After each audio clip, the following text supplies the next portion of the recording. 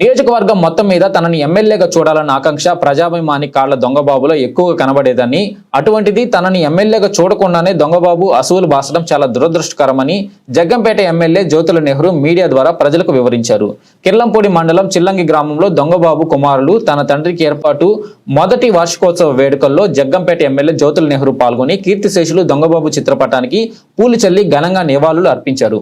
ముందుగా దొంగబాబు నివాసానికి చేరుకున్న జ్యోతుల దొంగబాబు సతీమణి భవానీ తో పాటు ఆయన 5 కుమారులను ఓదార్చి వారికి అన్ని విధాలా అండగా నిలుస్తానని హామీ ఇచ్చారు. అందుచేత మీరు ఎవరు అధైర్యపడవలసిన పని లేదని జ్యోతుల నెహ్రూ అన్నారు. అదేవిధంగా కాకినాడ పార్లమెంట్ ఎలక్షన్ కోఆర్డినేటర్ తోట నవీన్, జగ్గంపేట నియోజకవర్గ Janasena party incharge Tummalapalli Ramesh, Kirlampudi MPP Thota Ravi, ZPTC తోట గాంధీ, గ్రామ సర్పంచ్ గూడాల శ్రీలత రాంబాబు, మండల పార్టీ అధ్యక్షులు చదరం చంటిబాబులు యొక్క చేతుల మీదుగా ప్రజాభిమాని దొంగబాబుకి నివాళులు అర్పించారు. ఈ కార్యక్రమంలో నాయకులు అరవ వెంకటాద్రి నాయుడు, గూడాల రాంబాబు, ఆళ్ల శ్రీమన్నారాయణ, గండె పేదకాశి, అల్లు శివరామకృష్ణ, మాదిరెడ్డి ప్రభాకర్, అలాగే ఎస్ అప్పలరాజు, మారిశెట్టి భద్రం, పోతుల మోహన్ రావు, బోదిరెడ్డి సుబ్బారావు తదితర గ్రామస్తులు పాల్గొన్నారు. ఎంత చురుగ్గా గమ్యం పరిగెడుతుందో ఈరోజు అనుకుంటే ఆశ్చర్యం. అప్పుడే 11 మాసాలు దాటిపోయింది. ప్రజానాయకుడు, ప్రజాభిమాని దొంగబాబు పరమపతించి ఇది ఒక రకంగా మా అందరికీ కూడా చాలా దురదృష్టకరం. ఎందుకంటే ఈరోజు నేను శాసనసభ్యుడు అవడం, ప్రభుత్వం రావడం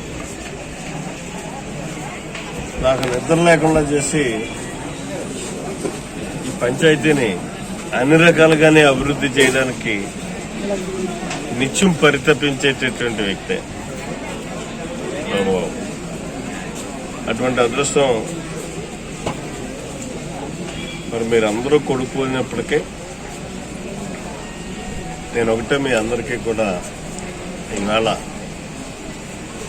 దొంగబాబు యొక్క సంస్మరణ దినోత్సవ సందర్భంగా అతను స్ఫూర్తితోటి అతను ఉన్నట్టుగానే భావించి కిర్లంపూడి మన పంచాయతీలో జగపతినగరం పంచాయతీలో పోతే మళ్ళీ కిర్లంపూడే అంటాం. ఊళ్ళని కూడా అన్ని రకాలుగానే ప్రజా అవసరాలకు అనుగుణంగా అభివృద్ధి చేయడం జరుగుతుంది. అది దొంగబాబు స్ఫూర్తితో అని చెప్పి మీ అందరికీ మనవి చేసుకుంటూ, అలాగే ఆ కుటుంబాన్ని ఎప్పుడూ కూడా నేను హక్కును చేర్చుకుని వాళ్ళకు ప్రత్యేకమైనటువంటి గుర్తింపు ఇస్తూ ముందుకు తీసుకెళ్తానని కూడా ఈ సందర్భంగా మనవి చేసుకుంటూ,